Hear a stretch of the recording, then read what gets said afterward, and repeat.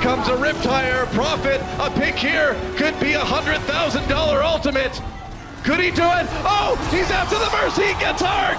This week in the Overwatch League, the London Spitfire get redemption and become Stage 1 champions. xQc fans the flames of outrage around TaiRong's tweet, and rumours spread about Dallas Fuel's new signings. We've got all the best highlights and the latest news from the past week. Not many Widowmakers would go for this play. Yeah, but Pinewood, And he just absolutely nails it here. Even the machine gun, what a flick! Are And you another one. serious? Beautiful!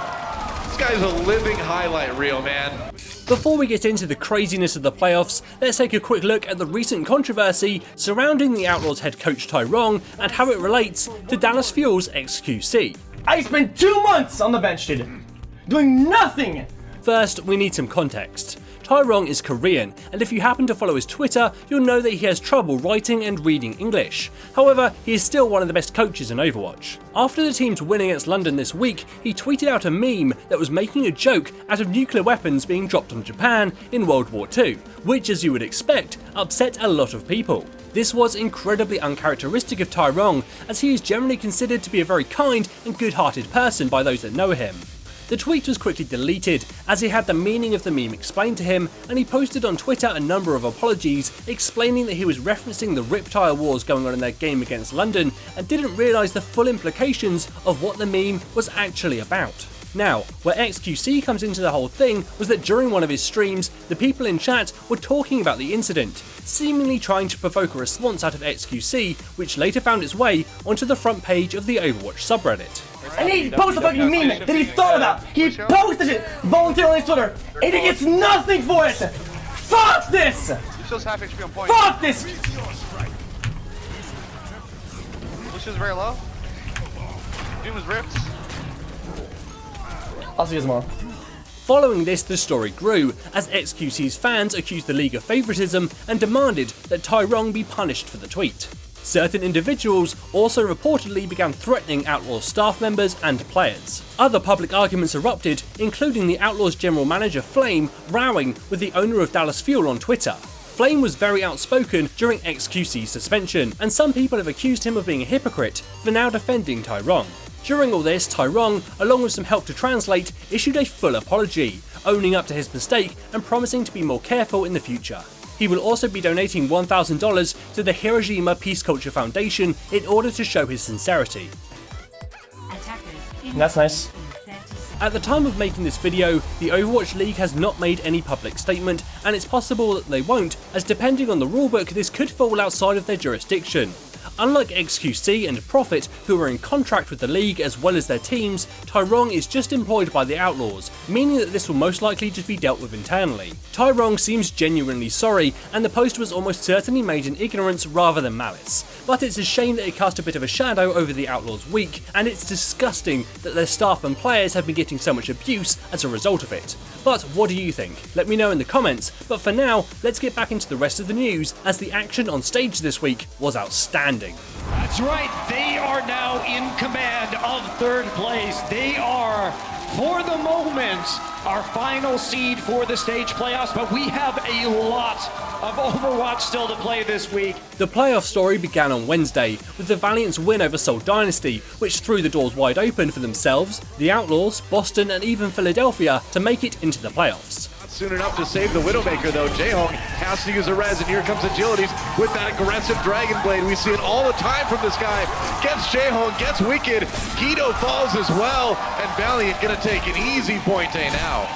However, Philadelphia's chances didn't last very long, as the Uprising crushed them first thing on Thursday, and then things even started to look rocky for London as the Outlaws beat them 3-1. The Houston Outlaws are rolling over the London Spitfire. This was one of the win conditions that was put forth.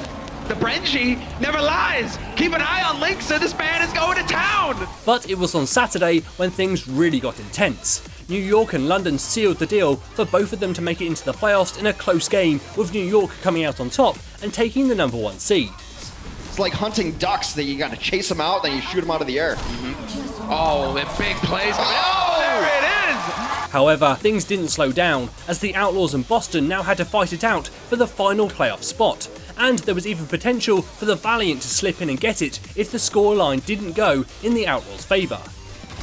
Guy has the pursuit of a true predator, and Move is going to fall now as well. Boston look like they're making good inroads, and Jake has no idea what's happening. Gamsu cutting a swap here through the Outlaws. But they managed to get a 3-2 victory, getting the second seed spot and putting themselves in the playoffs against the London Spitfire. Good start, but Bandy's going to erase over that little error, and that's it! Cool man, 100 energy, graviton serve, all the things you want in a world-class Zarya player, and he has delivered! Houston had already beaten London once this week, and if you had to place a bet, they would probably have been the safer choice, especially after they won the first map. But it was London who pulled it back and got their first taste of redemption, winning the series 3-1. Remember, 2 ticks so far for the Outlaws, and Cormat's found Birdring early. This Riptide could be the game. It is! That's going to be it. Where are the Outlaws now? The Spitfire take flight straight into our grand finals. Now we have the final, and the Spitfire once again had to take on the Excel, who had already beaten them earlier that day, and they didn't get off to a very good start, as New York won the first 2 games. Bedosin res one more time. He's low, he's down. Samuel B drops the pulse bomb. There's a kill on a Birdring. There's a kill on a Nuss. And OT will soon start to tick quickly. There it goes. But then, in true Cloud9 style, the Spitfire dug in their heels and picked up a win on Horizon. Then, another on Numbani, before finally completing the reverse sweep on Dorado, taking the series 3-2 and netting themselves $100,000 in prize money. Great showing from New York today, too, falling just short of winning that Stage 1 finals. But your victors, once again, are going to be the London Spitfire. This week showed just how close the race at the top of the league is. London lost to Houston and New York before later beating them both in the playoffs.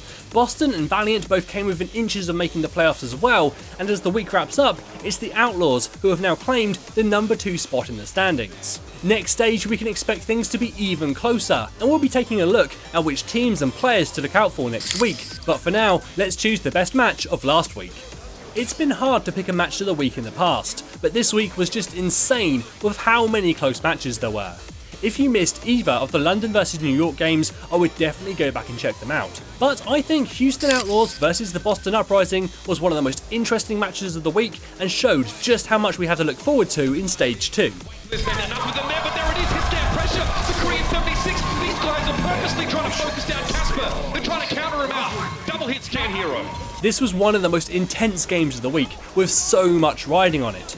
If Boston won by 2 or more maps, they would make the playoffs. If they won by 1 map, then the Valiant would actually hold on to their 3rd place spot. But if the Outlaws won in any way, they would be in. Feels like back and forth here, but it's 91% to 0. Boston does have their own Transcendence. If they can extend this stream, Casper with 2, Neko with another. They're going to use the Transcendence. It's only Muma alive here for the Outlaws. Casper the silent killer, the unfriendly ghost they call him. Huge impact in this round, and that's going to be it. Every single map mattered so much, and both these teams gave it their all. In Stage 2, both of these teams are contenders to top the leaderboard, and this could even have been a preview of the next set of title matches. Should I say it's going to be the Outlaws? It's in overtime. The Houston Outlaws have done it. Surely they've got the point. It's over. And the Houston Outlaws have done it. What a match. What a series. What intensity and grit. There are tons of signing rumours this week, so let's start with the talk around Dallas Fuel picking up the ex-Lunatic High main tank player, So What. First reported on Twitter by esports consultant Slasher, it was later shot down by Dallas Fuel's owner. However, this wouldn't be the first time a team owner has lightly denied a signing for it only to be announced in a couple of weeks, and Slasher is sticking by his source. Seagull also sat down in an interview with OverwatchScore.com, where he mentioned that they have some new additions coming, making it sound like they're picking up more players than just AKM, who they've already announced. The Shanghai Dragons have also had some reported signings as they look to recover in Stage 2. We reported on the rumours of them signing Guguri last week, and those seem to have been all but confirmed by ESPN. But they also reportedly picked up fellow Korean player Fearless, a main tank player, and Ado, a flexible DPS who can play both hitscan and projectile, as well as a 4th, still unknown Chinese player. The Florida Mayhem also announced that they will be making 3 new additions to the team. At the time of making this video, nothing has been announced, but we'll be sure to keep you posted on any new signings. So as Stage 1 wraps up, the standings look very interesting. Although the Spitfire pulled back the wins during the playoffs, those victories don't count towards the leaderboard, so they are in fact in 3rd place, with New York at the top and Houston in 2nd place. In fact, the only thing separating Houston, London, the Valiant and Seoul is map difference. Boston are also only one match win behind them and actually still have a better map differential than Seoul, meaning they could very easily climb even further in Stage 2. Speaking of Stage 2, that starts after a short break in just over a week, so next week we're going to be taking a look at what to expect in Stage 2, which teams to look out for, how the meta will change with the Mercy nerf, and which teams will benefit from it the most. Don't forget to subscribe as to not miss that, and let me know your predictions for Stage 2 in the comments. Will Boston, Houston or the Valiant rise to the top, or will New York continue to reign supreme? Will we see London get even better? I can't wait to read your thoughts, but for now, as always, this is James for Curse, saying thanks for watching, and enjoy the game.